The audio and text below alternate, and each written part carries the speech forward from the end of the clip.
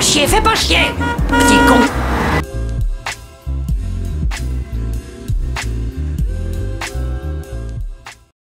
Salut tout le monde et bienvenue sur l'écran fou, et aujourd'hui on célèbre en avance de phase Halloween. Et oui, parce que dans cette période c'est toujours un petit peu la bousculade des sorties de films d'horreur, bon, t'en as 6 qui sortent tous en salle en même temps, au point qu'ils se font carrément tous concurrence entre eux, alors que le reste de l'année, si tu veux te faire une petite frayeur sur grand écran, t'as genre 3 films qui se battent en duel sur tout le reste de l'année. C'est absolument dingue, quoi. Et cette fois, c'est notre tortureur préféré, Jigsaw, qui revient dans ce 10e opus de Saw.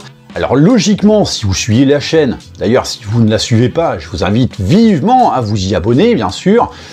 C'est vite fait, il y a plein de vidéos, on fait des lives entre copains et on s'amuse, bref, viendez dans ma bande. Donc oui, si vous suivez ma chaîne, vous savez que l'horreur et moi, ça fait genre 42. Mais ça veut pas dire pour autant que je connais pas. Juste que, effectivement, c'est pas mon genre préféré, quoi. Si vraiment vous voulez des amateurs du genre et qui en parlent mieux, et qui connaissent vraiment bien les codes, il y a la chaîne éventuellement de Fantomatix, voire celle de Méromain.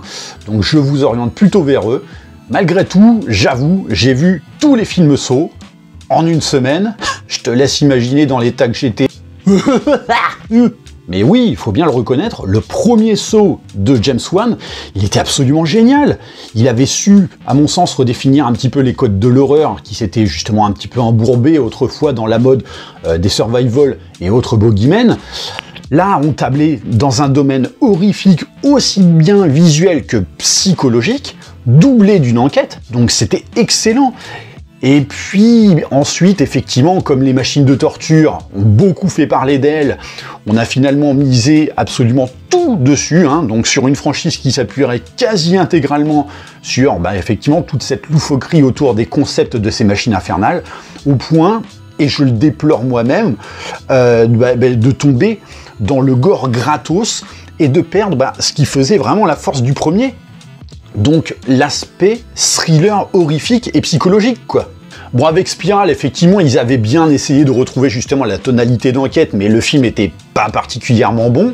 Donc voilà, moi je sais que personnellement, voir des machines de tordu et puis s'imaginer ce que ça peut provoquer sur la victime et ne faire qu'amener le spectateur à la pitié pour elle, bon, ça va 5 minutes, mais on en a bouffé 9 films avant, saupoudré bien sûr d'un petit peu de fanservice.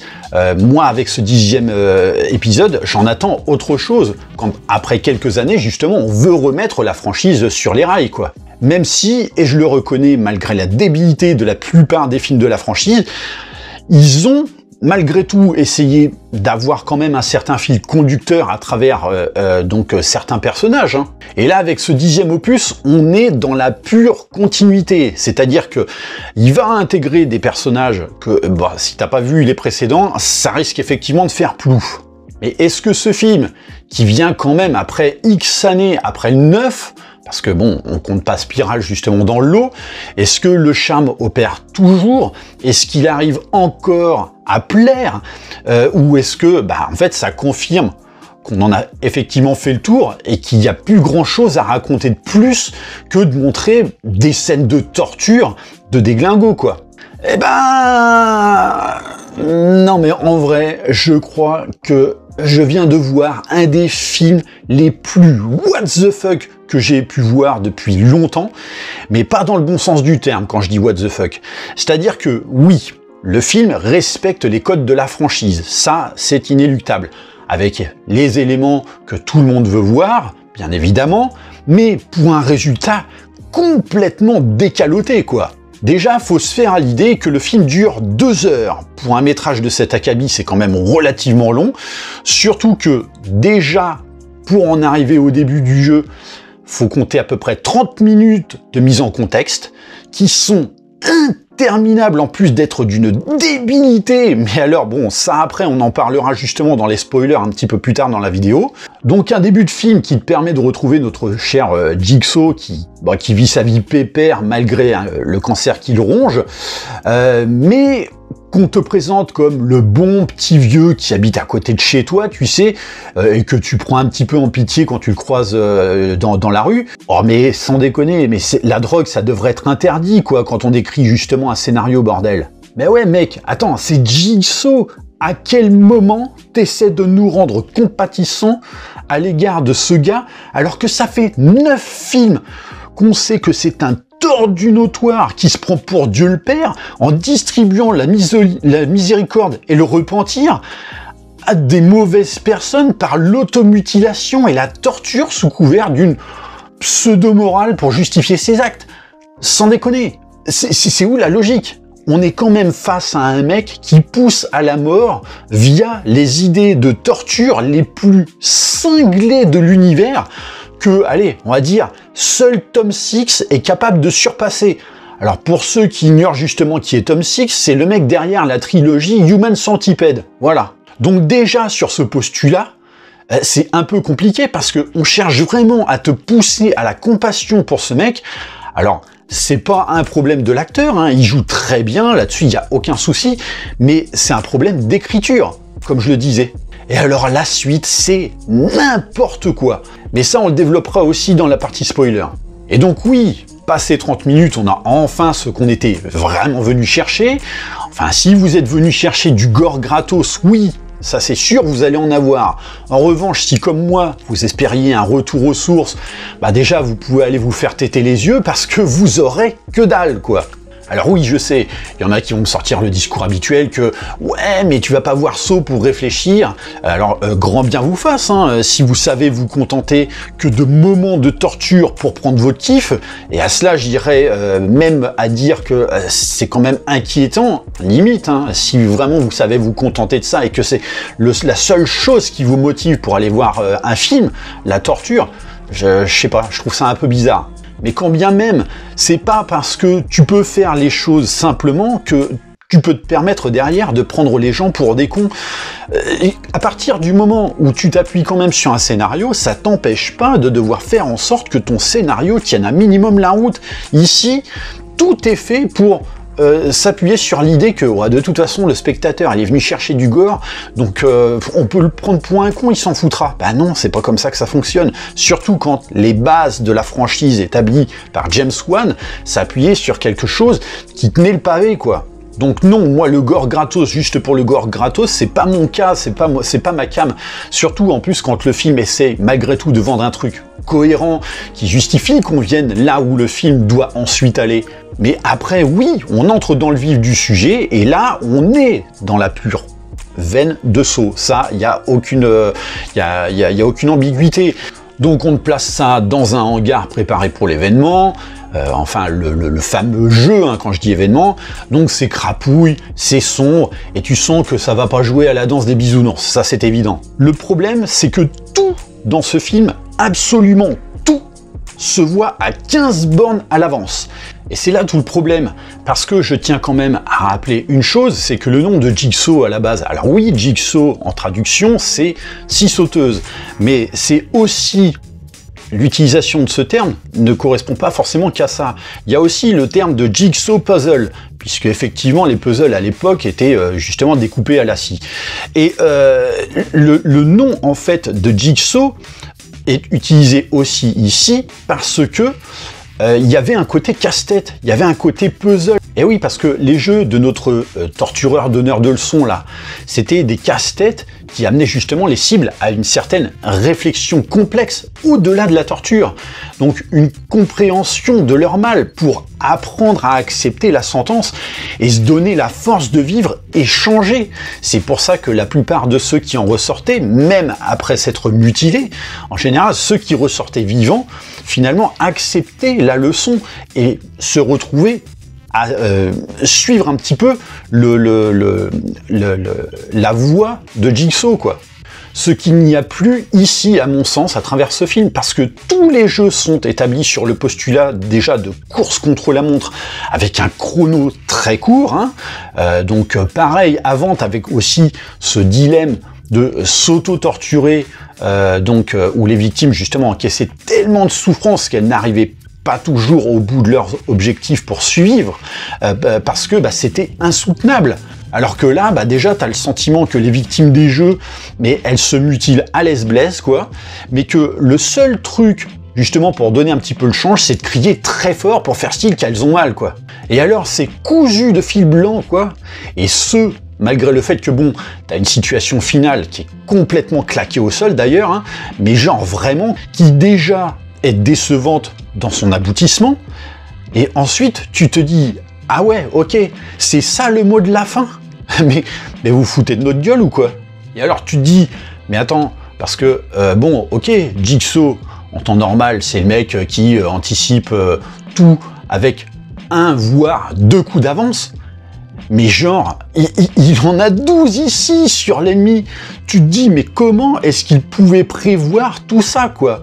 Là, tout est synchro à la seconde près, les réactions de l'adversaire sont exactement celles qu'il fallait au moment voulu, mais en fait, le scénariste, limite, c'est le mec, il a pondu sa trame de base, tu sais, de l'histoire, mais qui tenait justement pas la route, et ensuite il s'est dit, bon, maintenant, pour boucher les trous, qu'est-ce que je vais faire? Alors, là, justement, je vais reboucher avec du ciment, et puis alors là, je vais reboucher avec du coton mouillé, ici, je vais reboucher ce trou-là avec des rillettes, et puis là, tiens, ce que je vais faire, c'est que je vais chier dedans, tu vois. Le problème, c'est que c'était déjà le gros défaut de certains épisodes précédents qui étaient hyper capillotractés, mais alors là, ils se sont surpassés en la matière, hein. Et alors oui, mais bon, là maintenant on va spoiler. Déjà, Jigsaw, qu'on te fait passer pour un vieux monsieur tout gentil, mais comme c'est moche de vieillir, on l'a flanqué effectivement en plus d'un cancer, hein, du coup, bouh, on est triste pour lui. Mais surtout, le mec, il est censé être super malin, il anticipe absolument tout, mais à quel moment, même dans le désespoir absolu de la maladie, tu tombes dans le panneau de l'arnaque qu'on te tend, bordel. Je sais pas, parce que le mec, il veut guérir de son cancer. Bon, déjà, le gars, il a 80 berges, tu vois.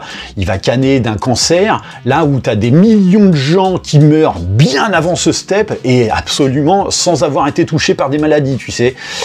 Et lui, il gobe l'existence d'un programme clandestin de lutte instantanée du cancer par voie opératoire et médicamenteuse à effet quasi instantané, et que, à côté de ça, l'OMS et tout le merdier ne valident absolument pas, hein, les gouvernements pareil. Et je sais pas, t'as beau être désespéré, t'es pas devenu stupide en un claquement de doigts, bordel. Tu te doutes bien que ça pue du coude, cette histoire. Mais surtout, il y a le fait qu'ils découvrent ça sur Internet, et que justement, on vend ouvertement une arnaque avec intention de nuire à la vie des gens. Mais ce genre de situation, ça mettrait pas un mois avant que la patronne de la boîte douteuse, justement, elle finisse en tôle. Mais alors que là, en fait, ça fait des années qu'elle s'amuse à ça à hauteur de 8 millions de dollars de gains. mais où va-nous, quoi? Et pire que tout, genre, ils font style, justement, de soigner notre fou furieux, et puis après, ils plient bagage en laissant toutes les preuves à la dispo du patient. Et puis alors, j'ai envie de dire, déjà, tu veux voler un vieux, sachant que de toute façon, il va pas survivre bien longtemps, mais tu le descends une fois qu'il a raqué, quoi. Tu enterres son corps dans le désert, et tu te casses loin, point barre. Surtout quand, en plus, personne d'autre que lui ne sait où il est parti, justement pour faire ses soi-disant soins.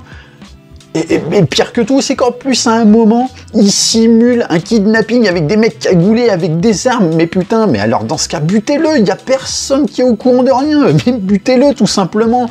Mais sauf que, non, parce que vous comprenez, sinon le film, il se termine au bout de 20 minutes, quoi. Donc, résultat des courses, on met un stratagème en place, un truc complètement aux fraises, qui tient absolument pas le pavé, et où les mecs, à la fin, plutôt que de s'envoler dans la nature, alors oui, ils s'envolent dans la nature, mais en laissant absolument toutes les preuves à dispo, justement, s'il devait y avoir une enquête. C'est lunaire, quoi. c'est la pire arnaque que j'ai jamais vue, sans déconner. Hein. Bon, et alors la fin? Mais alors, genre, au début du film, t'as le Jigsaw, il fantasme de torturer un mec pour un vol de montre, tu sais, et là, la patronne de l'arnaque, qui se vante en plus d'entuber les gens et de n'avoir aucun scrupule, aucune sympathie pour qui que ce soit avec justement son mec, au point même d'être fier de tuer quelqu'un en train d'agoniser par terre. Mais quand tu vois comment ça se finit pour eux, mais là aussi c'est une arnaque, c'est pas possible. Tu sais, c'est exactement comme dans Game of Thrones, quand tu découvres que finalement Cersei Lannister, qui était la personne qui méritait le plus de souffrir, finalement elle meurt dans un éboulement. Mais là c'est pareil, tu vois, tu te dis mais attends, mais t'es capable de pondre des trucs de folie pour pouvoir torturer les gens, et là l'autre, c'est ça justement l'exercice que tu lui soumets. Mais what the fuck quoi. Surtout quand en plus tu sais que les précédentes victimes, elles avaient genre 3 minutes pour se découper en morceaux, donc bon, sauf la plus gentille qui elle forcément a l'instrument de torture qui lui permet de survivre, hein, merci, hein, donc le truc encore bien écrit. Mais les autres, oui, 3 minutes pour faire un truc tout simplement impossible. Et donc effectivement les deux gros méchants qui méritent la pire sanction, que dalle quoi, voilà, c'est une blague. Alors évidemment, fallait se douter que si on relançait la machine Saw avec un 10e opus qui n'était à la base pas nécessaire en plus, hein, c'est pas pour en faire justement un baroud d'honneur, hein, donc forcément, scène post-générique oblige, et vas-y, qu'on va vous en refaire bouffer, hein. Donc c'est dommage parce que j'avais vraiment espoir qu'on revienne aux fondamentaux, d'autant que la plupart du temps, les victimes étaient quand même face à des jeux qui n'étaient pas dénués de sens justement par rapport à leurs actes passés, ni même de morale. Ici, t'as pas de morale. Et à aucun moment, tu sais que la méchante saura se remettre en question sur sa vie, par rapport à ses actes et par rapport à ce qu'elle doit subir. Et le fait de savoir comment justement ça se finit pour elle, mais détruit encore plus cet espoir. Pour moi, c'est la pire fin que j'ai pu voir de cette franchise, franchement, hein. Donc voilà, j'en ai terminé pour cette vidéo. N'hésitez pas à me dire ce que vous pensez de tout ça dans les commentaires. Et puis, qu'est-ce que vous avez pensé du film. Pensez bien sûr à liker et partager la vidéo. Pensez à vous abonner à la chaîne. Et moi, je vous dis à très bientôt pour une prochaine vidéo. Allez, bye.